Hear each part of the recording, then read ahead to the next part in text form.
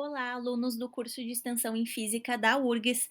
Aqui é a professora Samara e nesse vídeo eu vou trazer as resoluções de alguns exercícios sobre movimento circular uniforme e gravitação. Bom, nós vamos resolver 5 exercícios, 3 sobre movimento circular uniforme, sendo 2 do vestibular da URGS dos anos de 2013 e 2011 e um do Enem de 2014, e 2 exercícios sobre gravitação do vestibular da URGS que caíram nos anos de 2017 e 2020. Bom, a primeira questão é sobre movimento circular e diz assim: a figura apresenta esquematicamente o sistema de transmissão de uma bicicleta convencional. Na bicicleta, a coroa A conecta-se à catraca B através da correia P. Por sua vez, B é ligada à roda traseira R, girando com ela quando o ciclista está pedalando. Nessa situação, supondo que a bicicleta se move sem deslizar, as magnitudes das velocidades angulares ômega ômega B e ômega R são tais que. Então, pessoal, se alguém quiser pausar o vídeo agora e tentar resolver, fique à vontade. Mas antes de eu mostrar a resolução, eu quero relembrar algumas coisas sobre o movimento circular uniforme com vocês. Então, vamos começar com o conceito de velocidade angular. Bom, a velocidade angular, ela pode ser definida como a taxa com que a orientação do movimento varia no tempo. Então, nesse exemplo aqui, a gente pode ver que o avião, ele não está andando em linha reta. Ele está sempre mudando a direção do movimento dele para seguir a curva. Então, a velocidade angular, ela vai nos dar a rapidez com que ele faz esse giro, né? Com que ele completa os 360 graus. Então, a gente pode dizer que a velocidade angular, que pode ser representada por essa letra grega ômega minúsculo, aqui, que se assemelha a um W, é a razão entre o deslocamento angular, ou seja, a variação do ângulo que ele mostra se formando aqui, que é representado por essa letra grega φ minúsculo, dividido pelo tempo necessário para que ocorra esse deslocamento, representado por t. Então, o ângulo ele pode ser dado em radianos e o tempo em segundos, sendo essa velocidade angular dada em radianos por segundo, segundo o Sistema Internacional de Unidades. Como o MCU é um movimento uniforme, a velocidade ela é constante, né? Então a gente também pode pensar que para fechar um ciclo, ou seja, para completar uma volta inteira, que equivale a 360 graus ou 2π, a variação do tempo para fechar esse ciclo pode ser dada por um tempo específico que é chamado de período, representado por esse T maiúsculo. Então, a gente também pode definir a velocidade angular como 2π dividido pelo período, ok? Agora, vamos ver o que é a velocidade linear no movimento circular uniforme. Bom, o MCU é um movimento uniforme, né? A velocidade ela não varia em módulo, apenas na sua direção e sentido. Então, ela pode ser definida como a distância percorrida dividida pelo tempo, assim como lá no MRU, né, que a gente já viu em aula. A gente acabou de ver que para um ciclo completo, a distância percorrida é igual a um círculo completo, ou seja, toda a circunferência, que é dada, né, conforme a gente sabe da matemática, pela multiplicação de 2π pelo r. Então, a gente tem que a velocidade linear ela pode ser dada pelo produto de 2πr dividido pelo período, né, que é a variação de tempo. Só que a gente acabou de ver que 2π dividido por t é a velocidade angular.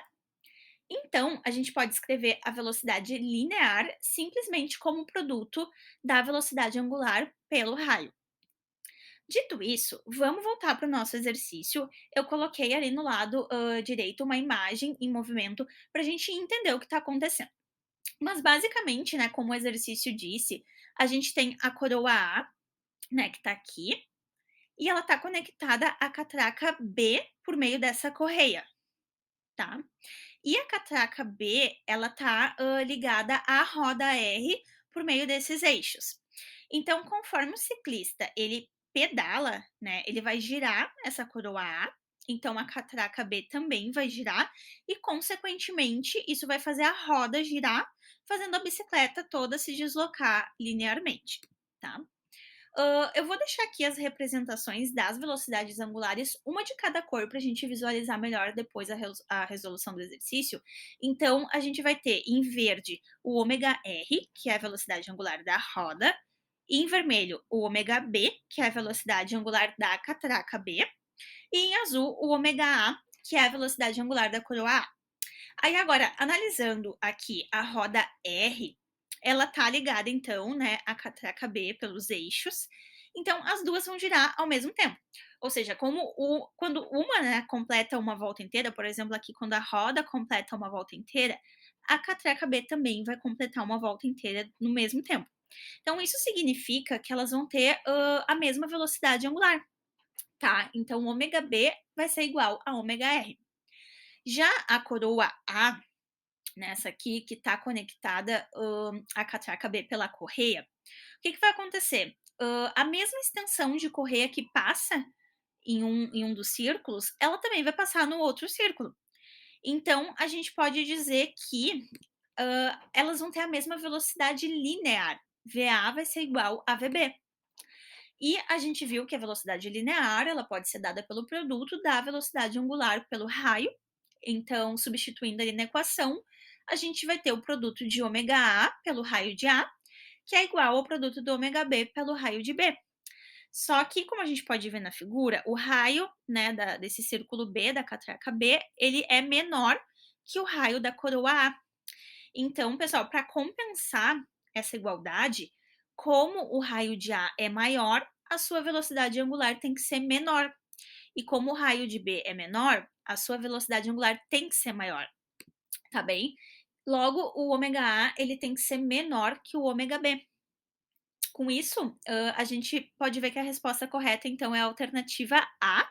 A velocidade angular de A é menor que a de B, que é igual a de R, tá? Agora, vamos para a nossa segunda questão sobre movimento circular. Um satélite geoestacionário está em órbita circular com raio de aproximadamente 42 mil quilômetros em relação ao centro da Terra. Considere o período de rotação da Terra em torno de seu próprio eixo igual a 24 horas. Sobre essa situação, são feitas as seguintes afirmações: 1. O período de revolução do satélite é de 24 horas. 2. O trabalho realizado pela Terra sobre o satélite é nulo. E 3. O módulo da velocidade do satélite é constante e vale 3.500 pi km por hora. Quais estão corretas? Bom, então vamos analisar cada afirmativa separadamente. Afirmativa 1. O período de revolução do satélite é de 24 horas. Primeiro, a gente tem que entender que tipo de satélite é esse, né? A questão tinha dado que era um satélite geoestacionário. Mas o que isso significa? Bom, um satélite geoestacionário, ele tem uma propriedade única de permanecer sempre fixo exatamente na mesma posição no céu. Então, eles são satélites que estão em órbita geossíncrona, ou seja, que tem o mesmo período orbital igual ao período de rotação da Terra, tá? Então, para um observador que está na Terra, né, e olha para o céu, ele parece sempre estar parado, porque ele gira sobre um ponto do Equador, conforme a gente pode ver aqui nesse videozinho, que tem um período igual ao período de rotação da Terra. Ou seja, ele se move na mesma direção e na mesma velocidade que a Terra está girando. Então, ele vai levar 24 horas para completar uma revolução, o que significa que a primeira alternativa, sim, está correta. A segunda afirmativa diz que o trabalho realizado pela Terra sobre o satélite é nulo. Vamos lembrar primeiro da definição de trabalho. O trabalho ele é a transferência de energia a um corpo, a um sistema de corpos, em razão da aplicação de uma força. Então, o trabalho ele vai depender do ângulo entre a força aplicada e o deslocamento realizado por um determinado corpo. A gente pode obter o seu valor por meio do produto entre a força, o deslocamento e o cosseno do ângulo entre eles. Considerando, né, que o movimento, de um satélite, a gente pode, né, considerar o movimento de um satélite como a Lua, que é um satélite natural, ou qualquer outro tipo de satélite, como esse que a gente está falando, que é um satélite geoestacionário, né. Então esse movimento, né, que esses satélites fazem, eles podem ser considerados como um movimento circular uniforme. Então, a velocidade ela vai ser sempre constante em módulo e vai ser tangente a essa trajetória circular de órbita, tá? Então, ela vai mudar a sua direção e sentido a cada instante, mas vai ter um valor, né, um módulo constante. A mudança da direção do movimento, ela vai ser provocada por uma força, né, gravitacional, que vai atuar na direção radial, ou seja, sempre apontando para o centro da curvatura, né, em direção ao centro da Terra, aqui nesse caso. E essa força, ela vai ser então perpendicular à velocidade em cada instante. Daí, visualizando um pouco melhor, né, aqui nesse GIF, a força feita pela Terra, ela vai apontar para o centro da Terra, enquanto o deslocamento ele vai se dar na direção do movimento, ou seja, da velocidade, né, do satélite, que vai ser tangencial a essa órbita circular. Então, o ângulo entre eles é igual a 90 graus, né? Ou seja, a força, ela é perpendicular à velocidade em cada instante. Então, a gente já sabe como é o movimento, né, do nosso satélite em questão e que o ângulo entre a força e o deslocamento do satélite é de 90 graus. Só que o cosseno de 90 graus é igual a zero, né? Aqui nesse GIF a gente pode ver, ó, que de 0 a 90 graus, o seno ele vai aumentando o seu valor de 0 para 1 e o cosseno ele vai diminuindo o seu valor de 1 para 0. Então, quando chega em 90 graus, ele equivale a zero. Então, a gente vai ter o trabalho igual a força vezes deslocamento vezes zero, tá? E isso significa que o trabalho realizado pelo nosso satélite é nulo. Então, a afirmativa 2 está correta. Agora vamos para a alternativa 3. O módulo da velocidade do satélite é constante e vale 3.500 pi quilômetros por hora. Como a gente viu anteriormente, o MCU é um movimento uniforme, então o valor da velocidade ele é constante, é sempre o mesmo, né? E ele pode ser dado pela distância percorrida dividida pelo tempo que ele levou para percorrer essa distância. Para completar uma órbita, ou seja, uma circunferência completa, né, a gente viu que ela é dada por 2πr e que ele levaria 24 horas para completar uma órbita, porque ele é um satélite geoestacionário, como a gente também já viu. Então, a velocidade linear pode ser dada por 2πr dividido por 24 horas. O raio dado pelo problema foi de 42 mil quilômetros, então, fazendo as devidas multiplicações e dividindo por 24, a gente tem que a velocidade dele é 3.500 pi quilômetros por hora. Ou seja, a afirmativa 3 também está correta. Por fim, a gente vai ter que a alternativa correta, então, é a alternativa E, 1, 2 e 3 estão corretas. A nossa terceira e última questão de MCU é uma questão do Enem, e ela diz assim: um professor utiliza essa história em quadrinhos para discutir com os alunos o movimento de satélites. Nesse sentido, pede a eles que analisem o movimento do coelhinho considerando o módulo da velocidade constante. Então a gente tem aí, né, no desenho do quadrinho, a Mônica e o Cebolinha. E aí a Mônica ela joga o seu coelhinho em direção ao Cebolinha, né? E o Cebolinha diz que ela errou. Ela fica braba, mas aí ali no terceiro quadrinho, né, a gente vê que o coelhinho ele dá a volta na Terra, volta a passar pela Mônica, até que finalmente ele atinge o Cebolinha, né? E a Mônica cai na risada. Então, o problema diz assim: desprezando a existência de forças dissipativas, o vetor aceleração tangencial do coelhinho no terceiro quadrinho é A, nulo, B, paralelo à sua velocidade linear e no mesmo sentido, C, paralelo à sua velocidade linear e no sentido oposto, D, perpendicular à sua velocidade linear e dirigido para o centro da Terra, ou E, perpendicular à sua velocidade linear e dirigido para fora da superfície da Terra. Então a gente acabou de ver isso, né, pessoal? Um objeto se deslocando ao redor da Terra vai estar fazendo um movimento circular uniforme. E o MCU, ele tem uma força centrípeta agindo radialmente, né, em direção ao centro da Terra. E a velocidade se dá tangencialmente à trajetória circular. Como a força ela é dada pelo produto entre a massa e a aceleração, uma força sempre vai ter uma aceleração associada, que nesse caso é a aceleração centrípeta, né, porque a força é centrípeta, e esse vetor da aceleração ele vai ter então a mesma direção e o mesmo sentido que a força, ou seja, vai ser paralelo a ela. Esses dois risquinhos aqui, né, significa que essas duas variáveis são paralelas. E só para reforçar, como a gente já viu, o vetor velocidade ele é perpendicular, ou seja, ele forma um ângulo de 90 graus com a força, e como a força e a aceleração são paralelas, a velocidade ela vai ser perpendicular também à aceleração centrípeta. Tá? Então, nesse caso de MCU, não existe um vetor da aceleração tangencial junto com a velocidade. Tá? A velocidade não varia. Então, a aceleração que existe, ela vai ser centrípeta em direção ao centro da Terra. E isso faz sentido, porque eu reforço aqui novamente, o MCU é um movimento uniforme, então ele tem um valor de velocidade constante. Portanto, quando a velocidade é constante, né, ela não varia em módulo, é porque a aceleração ali é zero. Então, a gente vai ter só uma aceleração centrípeta em direção ao centro da Terra e a aceleração tangencial aqui, ela não existe, né? Ela é nula. A resposta correta é a alternativa A. Agora vamos para as questões sobre gravitação. A primeira questão diz assim: a figura abaixo representa dois planetas de massas M1 e M2, cujos centros estão separados por uma distância d muito maior que os raios do planeta. Sabendo que é nula a força gravitacional sobre uma terceira massa colocada no ponto P a uma distância d dividido por 3 de M1, a razão M1 dividido por M2 entre as massas dos planetas é A, 1/4, B, 1/3, C, 1/2, D, 2/3 ou E, 3/2. Se alguém quiser, né, resolver antes, fique à vontade aqui para pausar o vídeo, mas antes de resolver, eu vou dar uma revisada no que a gente já viu durante nossas aulas no curso. Então, Newton, lá em 1687, publicou um trabalho onde ele estabeleceu a lei da gravitação universal. Essa lei, ela diz que a força de atração da Terra sobre um objeto, ou seja, o peso do objeto, ele depende da massa desse objeto.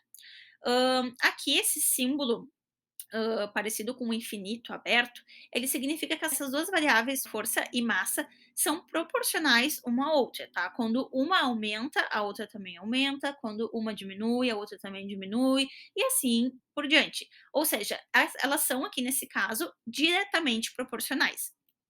A gente viu em aula também que se a gente colocar uma massa, por exemplo, uma maçã, próxima à superfície da Terra, ela vai sofrer uma força de atração em direção ao centro da Terra. Né? Isso é a força-peso que puxa ela para baixo. E essa é uma força gravitacional. Mas, se essa mesma massa estivesse na superfície de outro planeta diferente, ela sofreria uma força de atração diferente, né? Uma F2 aqui nesse caso. Portanto, a massa do planeta envolvido, ele também influencia na intensidade dessa força de atração. Um planeta de massa maior vai exercer uma força gravitacional maior contra esse corpo, né? Ele vai puxar ele para baixo com uma intensidade maior, com uma aceleração maior. Só que, além dessa força depender da massa do objeto e da massa dos planetas envolvidos, ela também vai depender da distância em relação ao centro desses planetas. Daí, quanto mais perto, né, do centro do planeta esse corpo estiver, mais essa força gravitacional vai agir puxando ele em direção ao centro. Né? E quanto mais distante, menos essa força vai agir. Então, essa dependência, da força com a distância, ela não vai ser diretamente proporcional, né, como as massas, mas sim indiretamente proporcional, né, porque quando a força aumenta, a distância diminui e vice-versa. Só que ela não vai ser, indiretamente proporcional ao valor normal de distância, né, aqui D1 ou D2. Newton descobriu que a força gravitacional é indiretamente proporcional ao quadrado da distância. Então tem que cuidar isso, tá, pessoal? Sempre dividido pela distância ao quadrado. Dito isso, vamos voltar para o nosso problema. Então a gente tem um planeta de massa M1, um outro planeta de massa M2, e o centro desses planetas estão separados por uma distância d. Daí é colocada uma terceira massa, né, uma maçã, aqui nesse caso, que a gente vai chamar de M3, né, no ponto P, que fica a uma distância em relação ao planeta de massa M1 igual a d dividido por 3. Daí aqui a gente já pode colocar qual é a distância da massa M3 em relação ao planeta 2, que nesse caso é d menos d dividido por 3, né? Fazendo o mínimo múltiplo comum, a gente obtém que a gente tem uma distância de 2 terços de d, ou 2d dividido por 3. Então, assim, a gente define as distâncias da massa M3 em relação aos 2 planetas. Porque a gente sabe, né, que tem uma força F1 que está puxando essa massa em direção ao centro da Terra e uma força F2 que está puxando a maçã em direção ao centro do planeta 2, tá? E essas, elas são forças gravitacionais, né? Que, como a gente viu, elas vão depender da distância. Por isso a importância de a gente saber direitinho as duas distâncias. Outro ponto importante: o problema nos disse que no ponto P a força gravitacional é nula. Isso quer dizer que para esse ponto P, como a gente tem F1 agindo de um lado e F2 agindo de outro, a força resultante, que é a diferença entre eles, né, porque eles estão em sentidos opostos, vai ser igual a zero.